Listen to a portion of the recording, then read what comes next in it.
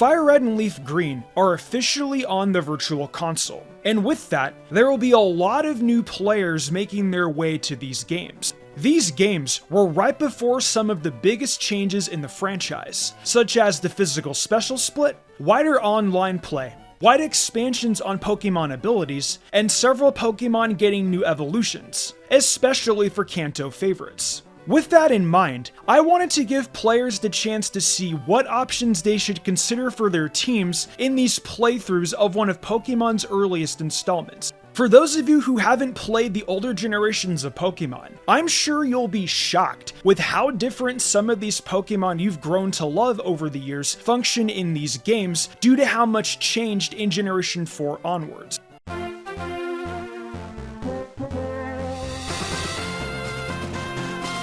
Thanks to these games giving us ways to still connect with friends, trade evolutions are possible again. While you'll need to have friends who you can trade to access these Pokemon, Gengar is still a pretty terrifying pick to start our list off with. If you can't access Gengar, Haunter honestly still ends up being very much worth the catch in these games as well. And I don't think it changes the placement of it too much, even if you were just considering Haunter. But for the sake of the video, let's talk about its more potent evolution, Gengar. Gengar has a pretty incredible base 110 speed, which for this generation especially was very difficult to outrun. Only 8 Pokemon actually outspeed Gengar, with 2 of these being other entries on our list today, and another being Mewtwo, which you can't even catch until you've beaten the entire game. Gengar has pretty limited competition though for a fast Pokemon, and its options for TMs is extremely vast. You'll notice with a lot of these entries from here, they'll benefit from having a wide array of TMs for special moves, because having a Pokemon that can hit for diverse coverage meant more than even having Stab back in this generation, due to this being before the physical special split. So Gengar, in most cases, wouldn't really even use a move of either its Ghost or Poison typing, yet it'll still carry you through most gyms. Outside of Sabrina, you truly don't need to consider a Ghost type move, but you could still arguably beat her without even adding Shadow Ball. Kanto does not have many fighting types worth using, but there is one fighting type you can get so early on, it does actually impact your success quite a bit, being Primeape. Primeape can add a lot of value to your team for a couple major reasons. The first being it's your only fighting type available before battling Brock. Not only this, but it's going to be able to overcome any strong normal types, and your speed of base 95 makes it actually a relatively fast option offensively for this generation. Mankey also gets some pretty decent physical options like Cross Chop and Rock Slide, giving it strong coverage into a majority of enemies for at least neutral damage. I feel like with Primeape, given how early you can get access to it, does provide some strong value to your team. And while I wouldn't say a fighting type is truly the most important typing to get on your team, it is for sure one of the best physical Pokemon you'll get, which is where a lot of its value comes from.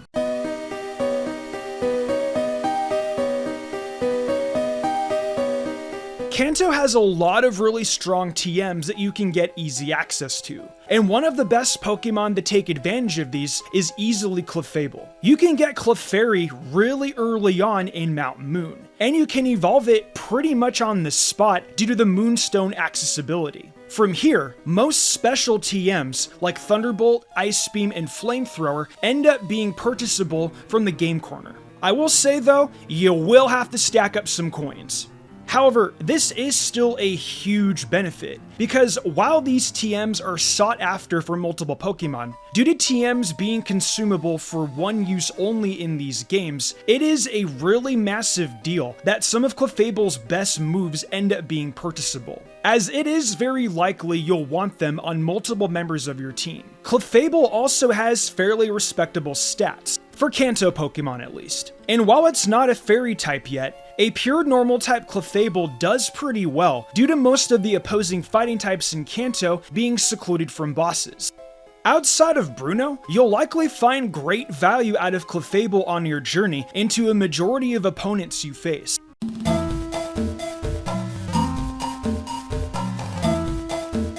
Now, we have our starter Pokemon making this list, with two options being a lot more in contention for this slot. While you could make arguments for either Blastoise or Charizard making our list today, I gotta say that Venusaur ends up being the starter that holds up the best. Kanto gave us a very wide pool of water type options that end up being strong for your team. And while there is one water type that is clearly above the others, there are still several that didn't make the list that all offer quite a bit of value to your team. Unless you're looking to use either Seadra or Poliwrath, you could probably justify any other water type these games have to offer on your team and get pretty similar success out of using them. But grass types are a lot harder to actually justify slotting on your team, with the exception of Venusaur. The only other grass type worth using in these games is Exeggutor. But there are a lot of psychic types that dominate in these games, with Exeggutor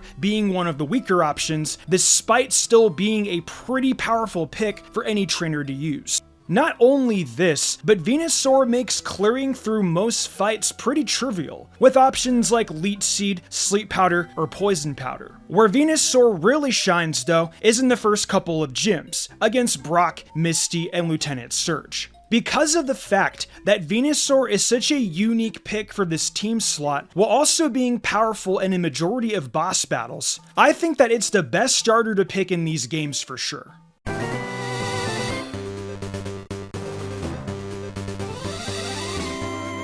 Two of the most important things for any Kanto journey will be getting a strong psychic type and having a Pokemon that can handle a wide range of enemies. Jynx ends up being a Pokemon that can easily do both, as it's one of the faster psychic options and it also is partnered with the ice typing. While ice typing is typically a pretty bad type, Jynx makes it work really well for a couple of major reasons. For one, because you're more offensively skewed, you don't really care what ice is weak to. Rather, you actually care what ice can do for coverage in multiple battles super effectively. Kanto has a surprising amount of enemies weak to ice, such as Lance and Giovanni, who both crumble to a strong ice type like Jynx. Not only this, but Jynx also has Lovely Kiss for a fast Pokemon that can induce sleep on enemies it can't properly beat. Jynx is easily one of the best psychic types you can use on your journey, and the fact it's going to be the most accessible option for players who are playing FireRed,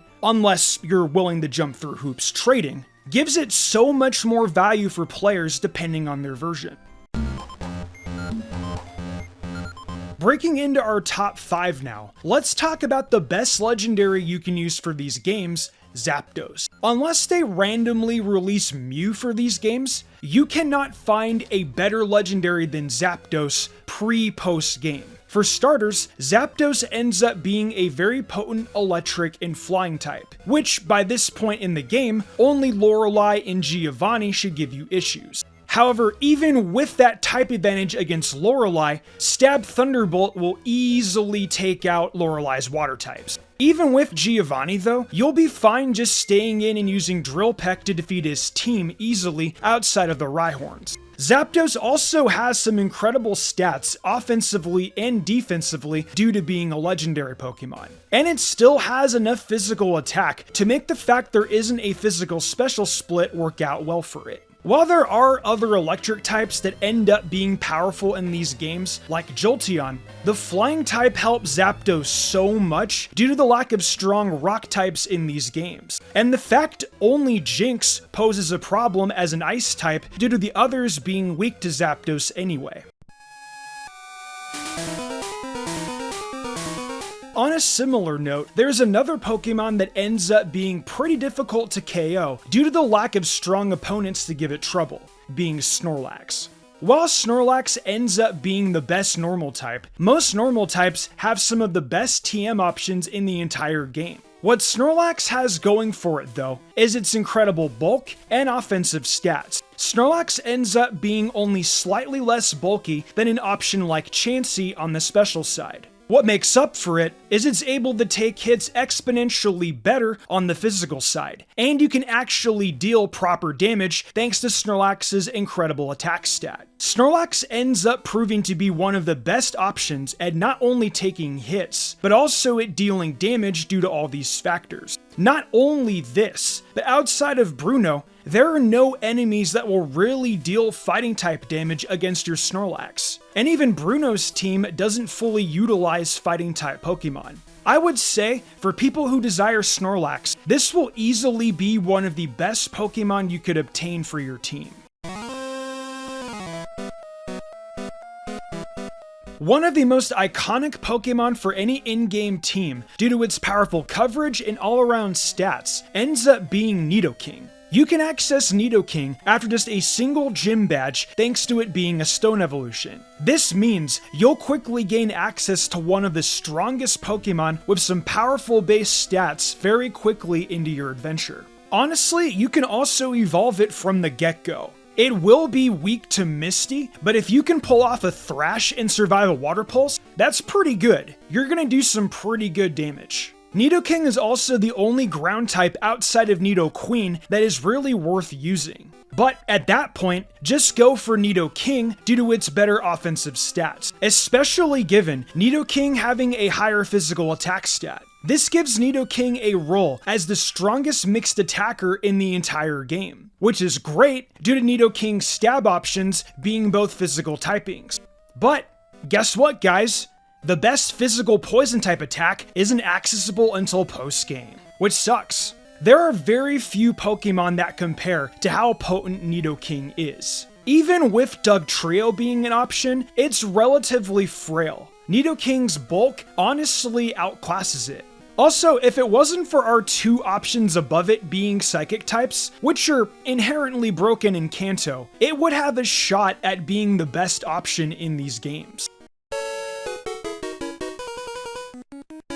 Our top two Pokemon end up being pretty similar in terms of strength, but I'm gonna rank Alakazam as our second place option purely because of the fact that the Pokemon above it gives you slightly better utility. Alakazam ends up being one of the fastest Pokemon in the game, reaching heights even faster than the likes of previous entries on the list. The only Pokemon that outpace it are Electrode, which is awful to use, Jolteon and Aerodactyl, which, while both terrifying, end up just missing our top 10, and Mewtwo, which again is not accessible during a normal playthrough. Alakazam is a pretty terrifying special attack at base 135, which is only weaker than Mewtwo. Alakazam quite literally is just a frailer Mewtwo with slightly weaker offensive stats. But that still makes it outclass so many Pokemon in these games. Even if you couldn't get Alakazam, you could still justify using Kadabra as at least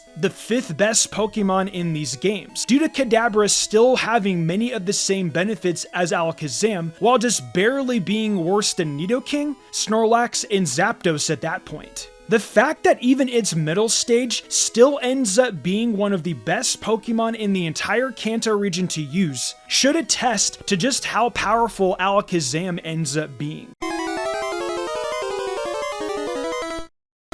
And to finally round out our number 1 spot, we have none other than Starmie. Starmie gives up a little bit of Alakazam's power and speed for a secondary water typing, which allows Starmie to genuinely outclass every other water type in the game by a mile. The only other Pokemon with this typing is Slowbro, which is still powerful, but it pales in comparison to Starmie due to Starmie being so much faster. Starmie also ends up being a fairly bulky Pokemon considering its speed and special attack, with a typing that ends up being pretty difficult to combat in these games. Given that electric types aren't really a factor outside of Lieutenant Surge, and that most grass types end up being paired with poison as well, which is weak to your Psychic Stab, Starmie ends up proving to be a Pokemon that can be well suited to combat basically any threat in the region. If you are playing FireRed, however, there are still a few really strong water types to consider, such as Lapras, Blastoise, Vaporeon, or Slowbro. All of these are worth taking into consideration for these games, as water is an incredibly useful typing to have. Well, these are the best Pokemon I'd consider to use in FireRed and LeafGreen. There are plenty of powerful options to consider in these games, but these would be the 10 that I would genuinely deem the best to use in your playthroughs. If you guys enjoy and want to see more content like this, make sure to leave a like and subscribe so you don't miss another video like this. Also, let me know down below if you think I'd miss a Pokemon you'd rank in your top 10. I'd love to see what other mons you guys come up with.